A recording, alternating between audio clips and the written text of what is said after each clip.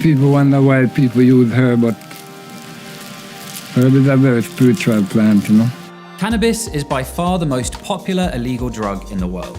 The plant has been consumed for medicine, spiritual enlightenment, and plain old relaxation for thousands of years, and has become a ubiquitous part of international culture. By most measures, it's also considerably safer than many legal drugs, including alcohol. Cannabis legalization is probably inevitable, and it should be. The current system is failing. But there are pitfalls and complexities involved in that process. We have to get legalization right. And in this episode, we're looking at exactly that: how to legalize and regulate weed in the best ways possible. The war on drugs has failed with cannabis in similar ways it's failed with every other drug. If you go back 100 years to how we got into a war on drugs at all, it had almost nothing to do with the substance itself. And it was always enforcement. It was punitive. Fast forward to 1937, marijuana. That was a combination of people in the U.S. Southwest concerned about Mexicans. And hey, they used marijuana, so let's do that. Millions of lives have been ruined by cannabis enforcement. Billions of dollars have been accumulated by organized crime. And the relatively few people who have suffered adverse reactions to it have often been unable to receive the help they need. Meanwhile, despite being illegal throughout most of the world, weed is now more popular than ever, and more socially accepted as a part of many people's daily lives. 52% of Americans have tried it at least once, and 1 in 10 Europeans report using it in the past year. Canada and many states in the US have now legalized cannabis for both medical and recreational use. The idea of cannabis legalization can bring out some very strong opinions in people. Opponents freak out that it will spell the end of civilization, while advocates claim it's the magic bullet that will cure all of society's problems. Obviously, both of these extremes are a bit silly. In 2018, Canada became the first major world economy to fully legalize and regulate cannabis, following on from several states across the US. Justin Trudeau won support from Canadian voters by focusing on cannabis legalization as a public health issue, a way to remove the market from criminals. You're decriminalizing possession, but you're not creating a legal framework for producing it, then it's still going to be organized crime controlling the sale of marijuana. We don't want that. We want to get the profits out of there. We want to make sure that we're protecting underage Canadians from being able to purchase marijuana. This is the essential logic behind almost all legalization. But thanks to the war on drugs, criminals have been making a lot of money off selling weed for a long time. And they're not just going to give that market up overnight. Le marché appartient à certains gens, là, certains groupes. Là. Deal avec ces gens-là. C'était qui ces groupes-là? Des groupes, des pas fins. Si tu veux savoir, des pas fins. Là. C'est eux autres qui contrôlent quasiment tout et nous qui rapportent la dope. Fait que cannabis, drogue, anything qui est drogue, là, related, whatever, whatnot. Tout le monde sait que si tu fais ça jusqu'à un certain degré, ça c'est les gens avec qui tu deals. Puis là, il y a la légalisation qui s'en vient éventuellement. Penses-tu que cette mainmise-là du crime organisé va changer? Ça va le faire, mais ça va prendre bien des années. There has been some criticisms of the reforms in Canada that, there is still a significant illegal market there. 2 years in, less than 50% of the market is legally regulated and taxed. 50% legal, regulated and taxed is better than 100% illegal, completely unregulated and completely untaxed. We are still in the rollout phase. And this is something that is going to take a number of years before a more long-term equilibrium is established. But while the legal market inevitably takes a while to establish itself, we should also acknowledge one pretty important fact. Contrary to what many drug warriors predicted, places like Canada and Colorado have not descended into post-apocalyptic zombie wastelands because a few legal weed shops have opened. There's been no sharp increase in road accidents, other forms of criminality, or mental illness. One of the main bits of fear-mongering that opponents of cannabis regulation like to scare people with is that if you legalize weed, there'll be a sudden explosion in its popularity. But when we look at the evidence, this simply hasn't happened. There's no explosion of use. If anything, youth use has stayed level or in some places gone down. Adult use tracked up a little bit immediately after legalization, but then came down again a bit. There hasn't been any particularly significant changes at all. But then in Canada, cannabis was pretty easily available anyway. There's always this assumption by some people in the legalization debate that when cannabis is illegal, it's very hard to get, and if you legalized it, it would suddenly be incredibly easy to get. And that's just clearly not true. But while overall use hasn't exploded in legal markets, regulation does seem to allow better control over who is buying and using weed.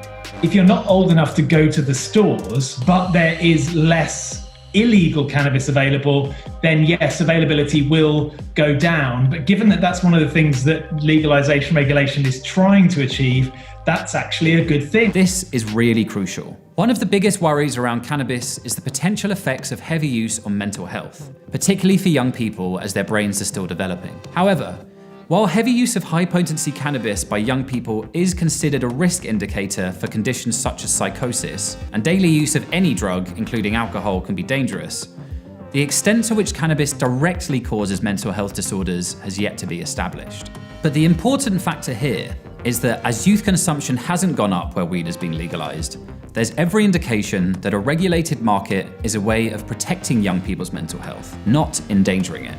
The cannabis plant is a remarkable plant. It contains many hundreds of different chemicals, but the main two components are THC, which gets you stoned, and CBD, which is a kind of antidote to THC, which protects against the excessive stoning. It protects against the paranoia of THC. Policy of driving all cannabis production to the black market has led to people growing forms of cannabis which are very, very strong in THC. And that has led to the greater rise of particularly psychotic symptoms produced by strong THC forms of skunk, like paranoia, and also the greater aggravation of people with ongoing psychotic problems. Now, if we had a regulated market, the first thing that would happen is that people would know what they were getting. And the second, we could use taxation and pricing to encourage people to use the mixture and so get the beneficial effects of the CBD alongside the recreational effects of the THC. Back in the 1930s, we learned the hard way that trying to ban alcohol simply doesn't work. So we came up with a system to regulate it, with strength limits on drinks and licensed bars and shops that aren't allowed to sell to kids. Obviously, drug dealers on the illicit market don't worry about stuff like that and will sell anything to anyone. Do you think that kids are subjected to drugs more now? I think it's doing them about 12 years old and that. Is it because MDMA is cheap, the kids like that? Yeah, cheap. But the alcohol and tobacco industries also leave a lot to be desired, with huge companies able to lobby governments to shape policies in their favor. The process of legalizing cannabis offers opportunities to vastly improve on that model.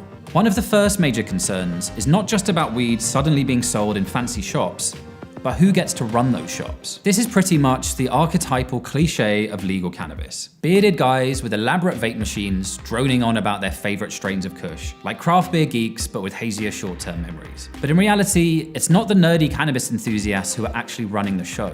The legal market in Canada, as in many states across the US, has actually been captured by a few giant companies riding the so-called green wave to increase their share prices. This isn't about bougie artisanal edibles. This is about serious 21st century capitalism. In preparation for legalization, weed giant Canopy Growth started buying out a number of smaller producers around Canada, making it the single largest cannabis company in the country. 22 million shares traded today. Wow, that's unbelievable.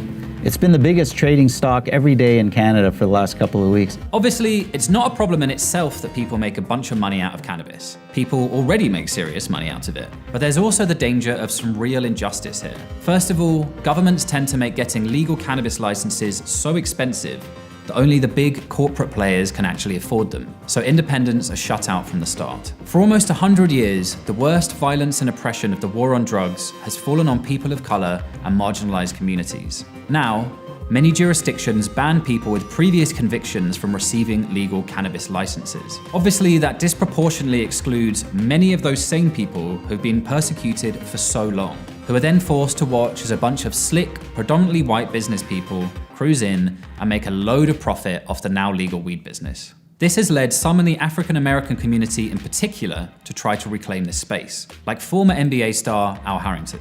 Do you feel like the black community has access to the industry out west? Hell no. Fuck no, they can't afford it. It's cost so much to even submit an application.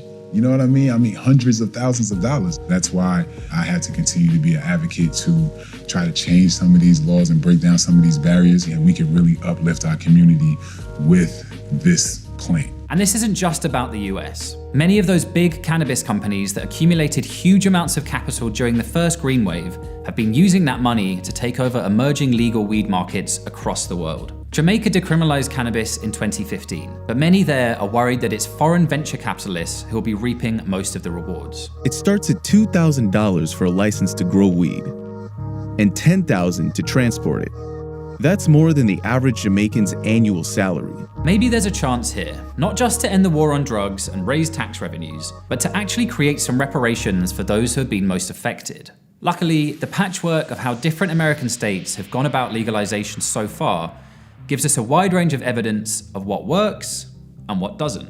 And in the face of pressure from activists, some states are actually taking steps to make social equity a fundamental part of their cannabis legalization agendas. Not only does legalization prevent some of the harms of the war on drugs going forward, but that we use some of the opportunities that it creates to potentially repair some of the harms that the war on drugs has created in the past. And we're seeing more well thought through, better funded equity programs. Illinois, which legalized cannabis relatively recently, has already expunged 500,000 former cannabis convictions. That is a major injustice that has been, to some degree, rectified by this policy. We are seeing millions of dollars being redirected from the legal cannabis economy into social programs. We are seeing, minority-owned cannabis businesses supported by equity programs in places like Massachusetts. We have an opportunity with emerging legal markets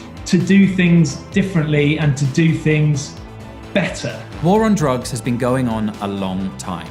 Its patterns are set deep, and the damage it has done is going to take many years to undo. But what we've learned from the experiments taking place with cannabis legalization across North America is that the hysterical fear-mongering predictions have not come true, and the results have been broadly positive.